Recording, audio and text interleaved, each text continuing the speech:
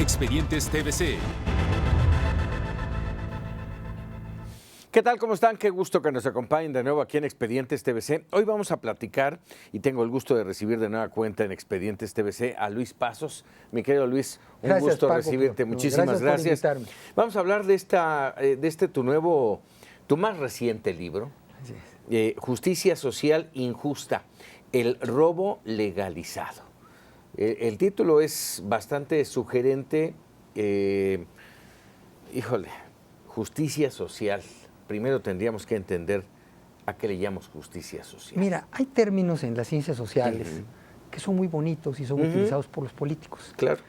Para que veas la importancia de este término, un premio Nobel, el profesor Friedrich Hayek, dice que es uno de los términos más peligrosos para la democracia. Puede acabar con las democracias. Y él dice, empezó llamándose justicia distributiva por la izquierda y después moralistas lo adoptaron, hasta sacerdotes. Y hay mucha gente de buena fe que le gusta usar el término justicia social. Y en este libro demuestro que la justicia social o justicia distributiva, que aterrizándolo es quitarles a unos para darles a otros y lograr una mítica igualdad, va en contra del término fundamental de la justicia, que es dar a cada quien lo suyo. O sea, el progreso, y aquí viene en el libro, de la humanidad se da cuando dejan el nomadismo y se vuelven sedentarios.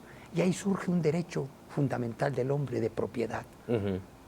Ya no cazo, sino crío animales y esos les saco la leche, los como. Ya no recojo semillas, sino que siembro. Y eso que yo siembro es mío. Y la sociedad que progresa es cuando hay una autoridad o el más viejo de la tribu. ¿De quiénes son estas tierras de fulano, de mengano? ¿De quiénes son estos animales? Y donde se respetó esa propiedad es donde va para arriba. Entonces, por eso Ulpiano, un gran jurista romano, definió la justicia como la constante, perpetua voluntad de dar a cada quien lo suyo. Y así como lo estás planteando, Luis, estaría ligada esta justicia social al crecimiento y al desarrollo de un país. Definitivamente, mira, la justicia, no la ley, porque ahí dice el imperio de la ley, eso es vacilada, es el imperio del derecho y de la justicia. Por eso se llama Suprema Corte de Justicia, no Suprema Corte de Leyes. Entonces, el progreso empieza no cuando hay leyes de los animales, cuando hay justicia, cuando hay una autoridad que respeta el derecho a propiedad. Esto es tuyo, que te lo regresa aquel y va para el bote. Entonces, aquí demuestro históricamente que aquellos países donde se respeta la propiedad privada, progresa. Y que un peligro es que con este término de justicia social, vamos a repartir, se legaliza el despojo. Tú trabajas y te quitan el fruto de tu trabajo. Un ejemplo concreto para no irnos a otros países es México. El siglo pasado, gran parte del siglo, hubo una reforma agraria, que con el afán de quitarle las grandes tierras a uno y darles a otro, generó una inseguridad sobre la propiedad en el campo. ¿Qué generó? Miseria, migración, cordones de pobreza, emigración a los Estados Unidos.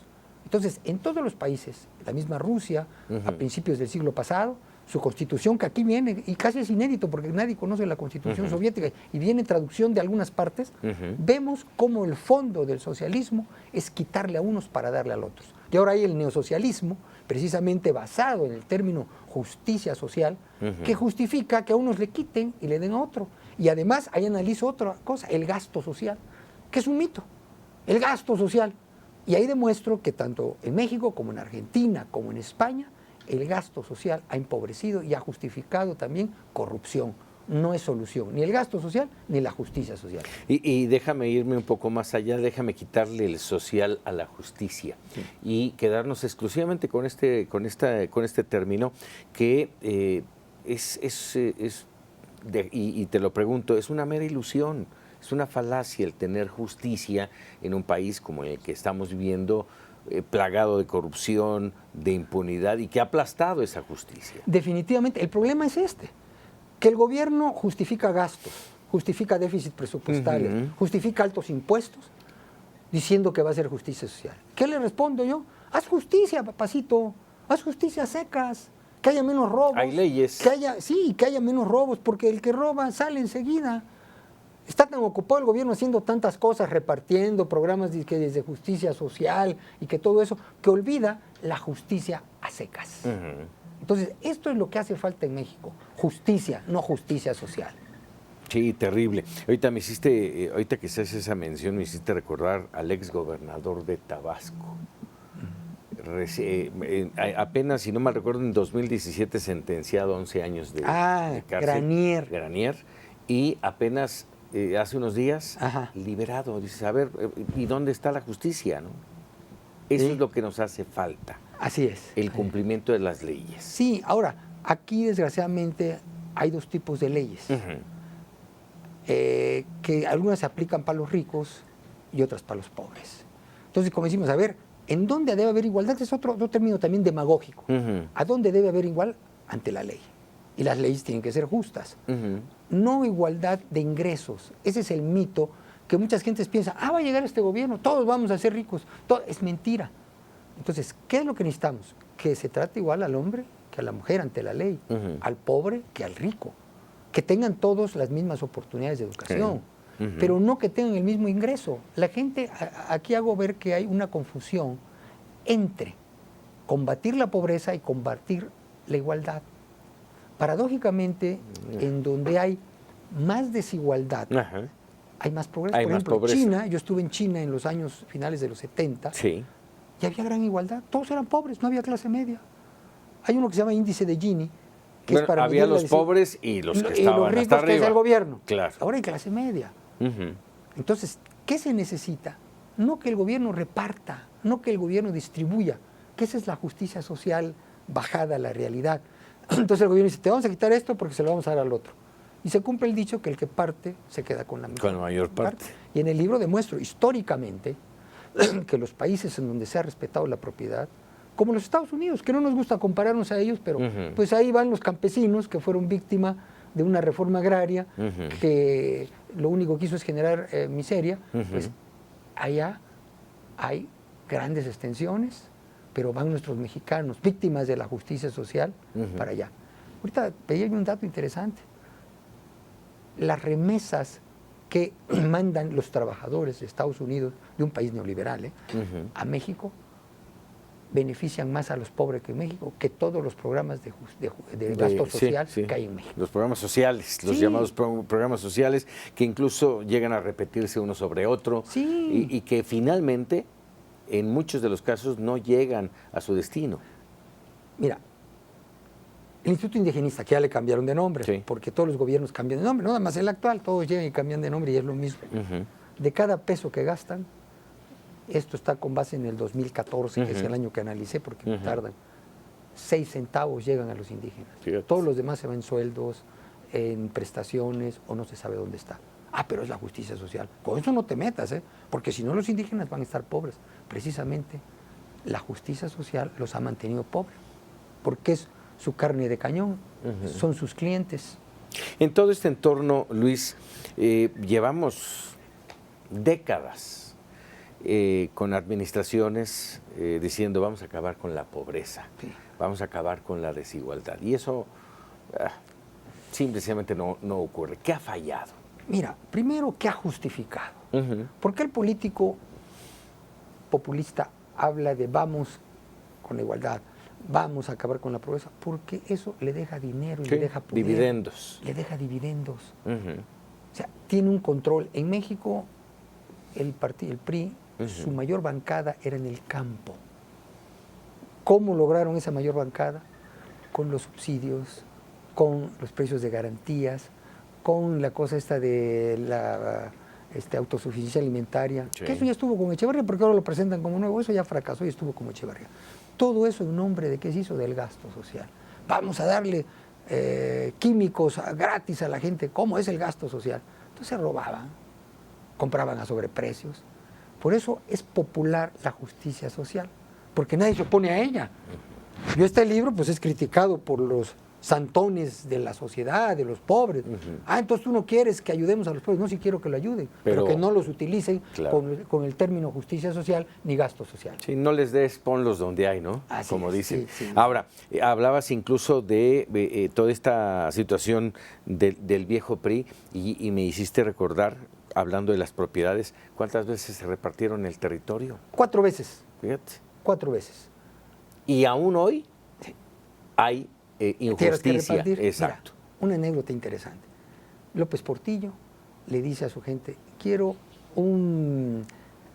vamos a hacer un homenaje a no sé qué, quiero que estén todos a los que se les han dado ayuda para las tierras.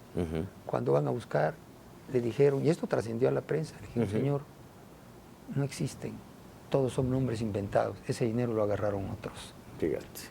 Y como esas, bueno, imagínate cuántas Bueno, más. desde ese tiempo. Entonces los pobres ha sido una excusa para controlar a la sociedad y para justificar poder, gastos, expropiaciones, aumentos de impuestos. Eso es lo que yo demuestro en este libro y reto, es duro decirlo, a cualquiera que me diga que no es cierto. Porque hay genes de entre mano. No toques el término justicia social. Oiga, ¿por qué va a hacer esto? Por justicia social. Oiga, y este es para el gasto social. Sí. Nada. Trillado. Son excusas para gastar más, para desviar el gasto y para violar la justicia. Por ejemplo, tú en Estados Unidos alguien va y se mete a tu casa, lo sacan inmediatamente. Y el ladrón que entra va para el bote y no sale. Tienes un predio, eres campesino, se mete alguien y a tu terreno, enseguida lo sacan. Aquí tardan años. Si es que llegan. Si es que llegan, por ejemplo, aquí hay algo que pocos saben. El aeropuerto, que ahora está de moda, el de la Ciudad Santa de México. Lucía. Bueno, no, el nuevo, el que está ahorita. Okay, tenía más el terrenos Benito Juárez. para una pista más. La invadieron hace años, en la década de los 70. En lugar de sacarlos, ahí los dejaron. Y después les dieron la propiedad. Había unas colonias ahí que se llamaban la pista 23 izquierda. Fíjate. Si no hubieran invadido eso, habría una pista más, habría más capacidades. Pero hay intereses. Vamos a hacer una pausa y al regresar me gustaría conocer, bueno, de quién es la culpa, qué se puede hacer y qué se tiene que hacer. Estamos con Luis Pasos platicando sobre justicia social injusta. Regresamos aquí en Expedientes TVC. Ya estamos de regreso aquí en Expedientes TVC platicando con Luis Pasos, profesor en economía, escritor de muchos años, mi querido Luis. Sí, hablabas de la justicia, bueno, platicamos sobre la justicia social injusta. ¿De quién es la culpa? Mira, la culpa, y esto va a estar un poquito confuso, pero es de las ideas que han prevalecido, de lo que les enseñan a los jóvenes en las escuelas y en las universidades. Por eso yo escribí estos libros, porque quiero contrarrestar el hecho de que se parta de ideas falsas. Entonces al muchacho le dicen, los ricos son los culpables, y hay ricos parásitos y hay ricos que producen. Y necesitamos más inversionistas. Claro. Pero, sin embargo, con estos términos que ya salen de la universidad los muchachos con ideas equivocadas, y después se vuelven gobernantes, y después justifican, y después ven que es un buen negocio, y que además quedan como héroes. Yo estoy luchando por los pobres, estoy haciendo justicia social, puro cuento. Pero eso tenemos que desmitificarlo. Y ese es lo que yo busco. Porque la culpa está en generaciones que han sido educadas con ideas equivocadas. La idea que decía un gran economista, von Mises, tienen consecuencias. Y las consecuencias las estamos dando. Hayek decía que estos términos, como te lo dije al principio, eran peligrosísimos, un premio Nobel. ¿Por qué? Porque justifican acciones injustas, legalizan el robo. ¿Qué tenemos que hacer para acabar con esto? Primero hay que acabar con estos mitos, ponerlos a discusión, porque hay lo que se llama en el estudio partir de premisas falsas. Y si tú partes de premisas falsas y aceptas algo que es falta, tus consecuencias van a ser equivocadas. Difícil, porque erradicar eso de raíz va a costar mucho trabajo. Va a costar, pero es importante, y esto se hace con, libros sencillos, serios, fundamentados, que obviamente el radical siempre echa por la borda lo que no está de acuerdo con él, porque el problema que tenemos también es el fanatismo. Como hay fanatismo religioso, hay fanatismo político. Entonces hay una polarización. Lo que estamos de acuerdo y lo que no estamos de acuerdo. Por ejemplo, hay gente que le gusta simplemente al actual presidente insultarlo. Yo digo, no, si está haciendo algo bien hay que decir que está bien, si está haciendo algo mal hay que decir que está mal, pero ya se polarizó. Para unos todo lo que hace el presidente está bien, es bendito y sagrado. Para otros todo lo que hace el presidente es una porquería. Entonces creo que tenemos que buscar más la razón y tenemos que buscar que poner en duda todo lo que se dice y verlo racionalmente. Pero con base, hay dos premisas que me parece que son fundamentales para que eso pudiera ocurrir, Luis Pasos. Uno, que la sociedad lea. y que se informe, que sea un receptor de toda la información y sea capaz de discernir entre lo que es bueno y lo que no es bueno. Sí. Y que no toda la información diga, no, esto, por ejemplo, ahora de lo que mencionabas, no, esto lo que dicen los medios, no, es falso. Es falso. Y que tengan esa capacidad Sí, de discernir. de razonar. Mira, yo les diría, porque pues, ahora sí escribo libros, que lean. Sin embargo, hay gente que aunque no lea, razona. Yo recuerdo, yo fui diputado, no me da vergüenza decirlo, estuve como presidente de la Comisión de Presupuesto, y una vez me dijeron, oye, ¿quiénes son los más peligrosos? Los ignorantes que vienen aquí que no tienen estudios. Le digo, no, los que tienen muchos estudios. Los que tienen muchos estudios. Porque ellos creen que lo saben todo y no saben escuchar. Yo conocí diputados y utilizan la información en su favor. Exacto. Te hacen bolas con lo que tienen. Hay muchos que también saben lo que es correcto, pero son tapaderas, son incondicionales y utilizan su sabiduría para justificar al presidente. Entonces hay gente humildita, gente que no fue mucho a la escuela, pero razona. Es mejor la ignorancia que la malformación. Y muchos han hecho licenciaturas, doctorados, posgrados, y dicen cada barrabasada. Que dices, bueno, ¿de dónde vienes? ¿Por qué? Porque pues, o les conviene o les enseñaron mal. Pero bueno, importante el estar informado y tener esa capacidad de discernir y de analizar, sobre todo, de analizar las cosas en perspectiva. Sí. ¿Cómo acabar con esta situación? Mira, otro peligro es lo que yo llamo un círculo perverso. Hay pobres. Muchos. Muchos. Entonces, el gobierno, ¿que los va a sacar de la pobreza? Son sus clientes. ¿Cómo los voy a sacar de la pobreza? Regalando, pierdo a mis clientes. pero distribuyendo, eso le da a él y crea más pobre. Por ejemplo, aquí traigo unos datos, y esto es cierto en España, en Argentina y en México. A mayor gasto social, más pobreza. O sea que el gasto social no ha disminuido la pobreza, ni en Argentina, ni en España, ni en México, que es países que analizo aquí, y en casi todos los países. Entonces, la gente quiere, bueno, estos gobernantes quieren seguir con este rollo porque les da poder. Ahora, ¿qué tenemos que hacer? Romper este círculo de más gasto social, más, podemos decir, más pobreza. Tenemos que buscar que haya inversión productiva. Tenemos que quitar los candados a esa inversión productiva, que es mucha reglamentación, que lo platicábamos, A ver, e inseguridad. En ese entorno, fíjate, déjame meterme aquí con un tema que a mí me llama mucho la atención y me llamó más ahora que el presidente López Obrador canceló las llamadas, y ahí sí me metería yo a decir las mal llamadas zonas económicas especiales. Grave error. No sirvieron para nada. No, pero pasa esto, mira, el problema es cuando algo se hace mal o se hace a medias, que fue una constante en el sexenio pasado. Sí. ¿Qué tienes que hacer? Corregirlo, no abandonarlo. Las zonas económicas especiales fue el secreto de China para salir adelante. Está lleno de zonas económicas especiales. Claro, las quisieron hacer en África y no hay la seguridad jurídica, no hay las condiciones, por eso no funcionaron. Aquí estaban medio bien hechas, había que arreglarlas, no cancelarlas. ¿Entiendes? ¿Por qué? Porque es una de las formas en que tú puedes sacar adelante a Oaxaca, a Tabasco, a todos ellos, que vaya. ¿Te gusta inversión. que hayan estado estas zonas económicas especiales de la etapa peñista la mitad de su administración? Mira, todo se hizo como mucho el sexenio pasado en el papel. En el papel. En el papel, no nada hicieron más. Pero ¿qué se tiene que hacer? Analizarlo. Esto es positivo. A ver, vamos a cambiarlo. Vamos a hacer esto, vamos a acelerarlo. Pero con la idea de vamos a quitar todo, como los aztecas, que llegaban en el anterior, o como los españoles también llegaban y ponían un templo arriba del otro. Igual aquí se quiere hacer. Eso es una de las cosas criticables. Hay que seguir lo positivo y quitar lo negativo, pero no echar por destruir todo lo que hay.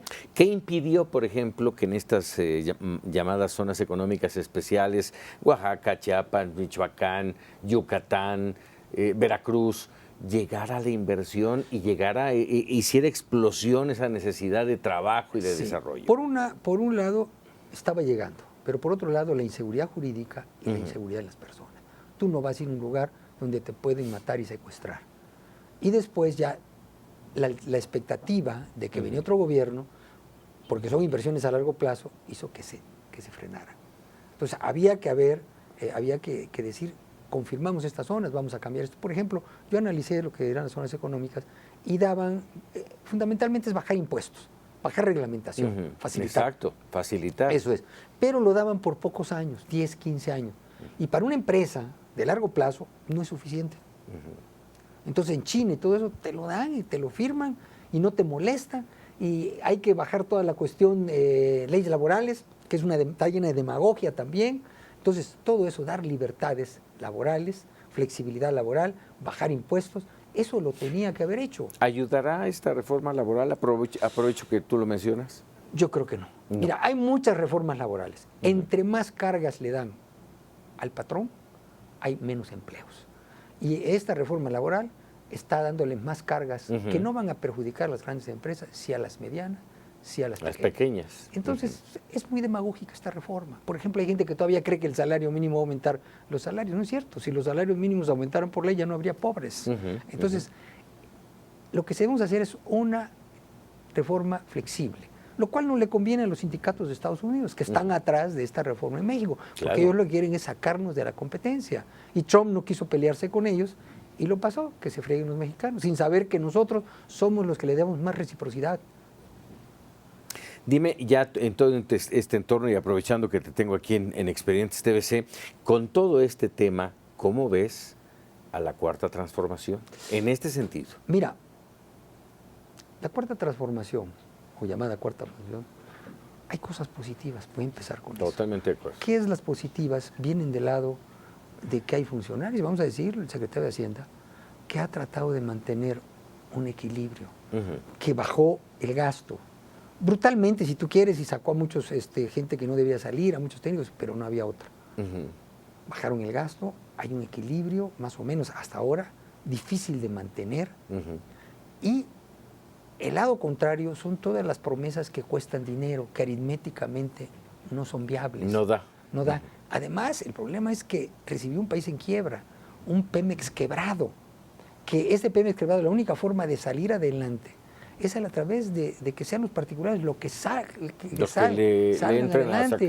Esa era la ventaja del aeropuerto. Si los particulares lo hacen, el gobierno se ahorra mucho dinero y podríamos tener una inflación baja, un equilibrio presupuestal, aumentar la calificación, pero cuando hay el peligro de que el gobierno quiera hacer todo por la justicia social, que quiera hacer refinerías, en Brasil las están vendiendo el gobierno, y el gobierno lo que debe hacer es vender las refinerías, que las hagan los particulares como en Estados Unidos y dedicarse a la justicia, a la seguridad jurídica, y este país se va para arriba.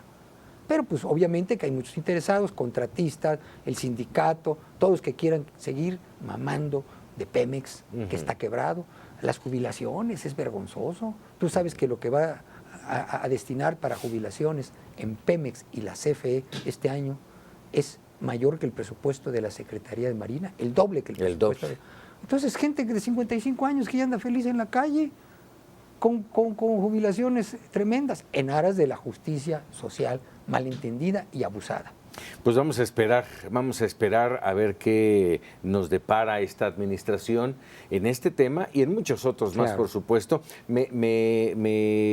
Comparto contigo, Luis, el hecho de que hay cosas buenas y cosas no tan buenas en la Cuarta Transformación. Y bueno, hay que darle el beneficio de la duda, ¿no? Y apoyar sobre todo, porque si no apoyamos a nuestro país... Así es. ¿Cómo? Hay que apoyar, pero no callar lo que está mal.